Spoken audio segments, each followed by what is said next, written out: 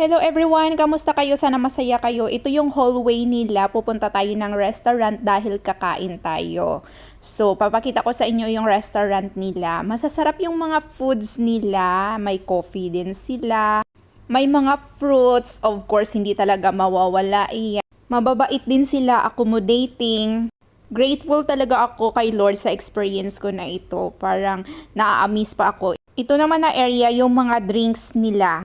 Tapos ito yung mga kinuha ko for my breakfast. Of course, masaya yan kasi kakain ng kanin. Ito naman na area ay ang lobby at reception area nila. 'Di ba maganda siya, malinis. Nakaka-relax kung titingnan mo.